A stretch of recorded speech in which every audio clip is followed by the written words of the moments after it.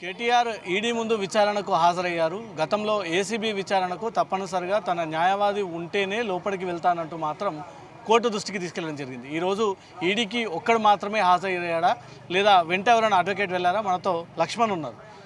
ఏసీబీకి వెళ్ళేటప్పుడు న్యాయవాది ఉంటేనే లోపలికి వెళ్తా అన్నారు. ఇప్పుడు ఈడీకి మాత్రం ఒక్కడే హాజరయ్యాడు. ఎవరన్నా న్యాయవాదులు లేరా? ఒక్కడే వెళ్ళాడు.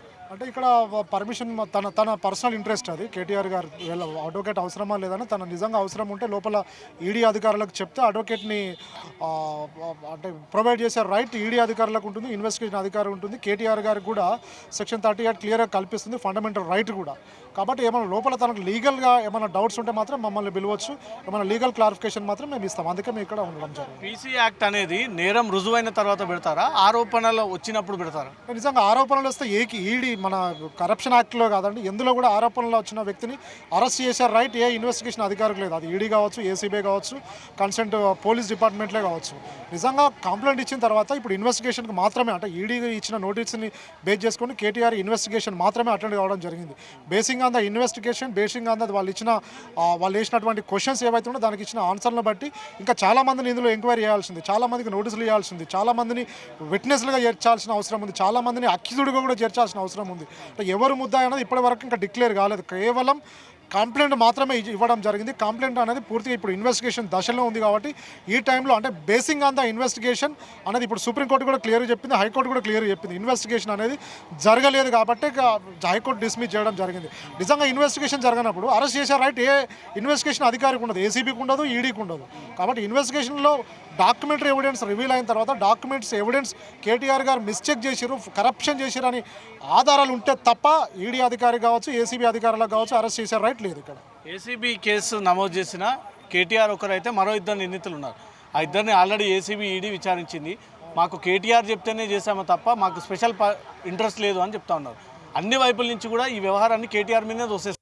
అంటే ఇక్కడ నిజంగా ఇదంతా అంటే పత్రికా ముఖంగా, మీడియా ముఖంగా మనం చూస్తున్నాం. నిజంగా వాళ్ళు ఇచ్చిన స్టేట్మెంట్స్ కావచ్చు, వాళ్ళు అంటే ఏసీబీ అధికారులు అడిగిన క్వశ్చన్స్ కావచ్చు, ఈడీ అధికారులు అడిగిన క్వశ్చన్స్ కావచ్చు, డాక్యుమెంట్స్ అనేవి ఇప్పటి వరకు మా చేతిలోకి రాలేదు. కోర్టు దృష్టిలో, కోర్టు పరిధిలో ఉన్నటువంటి డాక్యుమెంట్స్ అవి. నిజంగా వాళ్ళు ఏం క్వశ్చన్స్ అడిగారు, వీళ్ళు ఏం ఆన్సర్ ఇచ్చారు, అవి వాస్తవమా కాదా అనేది కూడా ఈడీ కావచ్చు, ఏసీబీ కావచ్చు, దాన్ని అంత this is the true or genuine or false అంటే డిక్లేర్ చేయాల్సింది, ఎవిడెన్స్ కలెక్ట్ చేయాల్సింది ఏసీబీ అధికారుల duty of the investigation officer.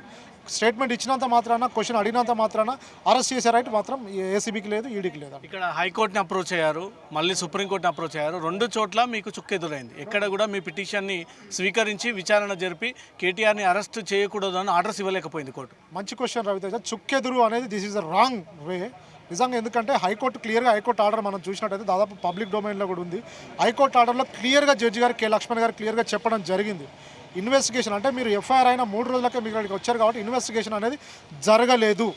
నిజంగా ఇన్వెస్టిగేషన్ జరగనప్పుడు ఆ ఎఫ్ఐఆర్ అనేది జెన్యూనా కాదా, కంప్లైంట్ అనేది జెన్యూనా కాదా, అందులో ఉన్న ఇంగ్రీడియంట్స్ జెన్యూనా కాదా, మీరు అన్నట్టు ఫండ్స్ మిస్అప్రోప్రియేషన్ అయినాయా కాలేదా, నిజంగా కేటీఆర్ గారు కరప్షన్ చేసినరా లేదా అనేది ఇంకా క్లియర్గా ఇన్వెస్టిగేషన్ జరగనప్పుడు నిజంగా ఎఫ్ఐఆర్ అనేది బేస్లెస్సా కాదా, నిజంగా ట్రూవా జెన్యూన్ అనేది నిజంగా కొన్ని సందర్భాలలో ఉన్న ఎఫ్ఐఆర్లో ఉన్న కంటెంట్ బేస్ చేసుకుని ఇన్వెస్టిగేషన్ అనేది కేటీఆర్ గారికి సపోర్ట్గా లేనప్పుడు మాత్రం 100% ఎఫ్ఐఆర్ కూడా క్లోజ్ చేసే అవకాశం ఉంటుంది. సుప్రీంకోర్టుకు మీరు ఆశ్రయించినప్పుడు ఈ వేసిన పిటిషన్లో గ్రౌండ్స్ లేవు, ఏసీబీకి ఆదేశాలు ఇవ్వలేము, ఏసీబీ క్వశ్చనింగ్ కొనసాగించండి అంటూ కూడా సుప్రీంకోర్టు ఏసీబీకి సపోర్ట్ చేసింది. అంటే ఇక్కడ క్లియర్గా ఏసీబీకి సపోర్టు, కేటీఆర్ గారు కూడా ఒక రకంగా అది సపోర్టే అనుకోవాలి మనం. ఎందుకంటే ఇన్వెస్టిగేషన్ అనేది జరగలేదండి. ఇక్కడ ఇన్వెస్టిగేషన్ జరిగిన తర్వాత ఎవరు ముద్దాయి, ఎవరు విట్నెస్, ఎవరు విక్టిమ్ అనేది క్లియర్గా తెలుస్తుంది.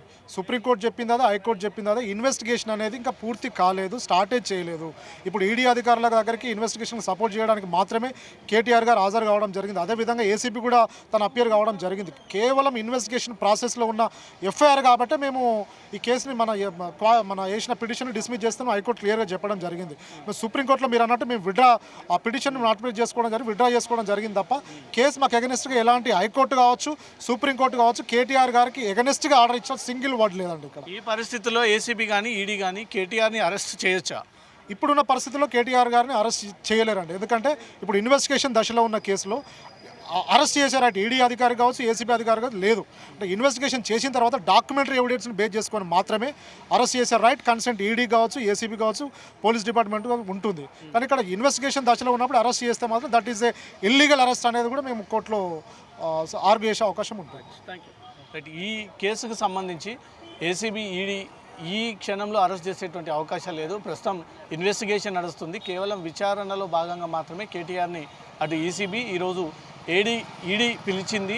ఈ ఇన్వెస్టిగేషన్ పూర్తయిన తర్వాత అప్పుడు వరకు ప్రాపర్ డాక్యుమెంటేషన్ అంతా వచ్చి అప్పుడు ఫర్దర్గా నోటీసులు ఇచ్చిన తర్వాత ప్రొసీడ్ అయ్యేటువంటి అవకాశం ఉంది. కానీ ఈ తరుణంలో మాత్రం కేటీఆర్ని అరెస్ట్ చేసేటువంటి ఛాన్స్ లేదంటూ మాత్రం బీఆర్ఎస్ న్యాయవాదుల నుంచి వెలువడుతున్నటువంటి వర్షం. కెమెరా పర్సన్ హేమంత్తో రవితేజ, జీ న్యూస్, హైదరాబాద్.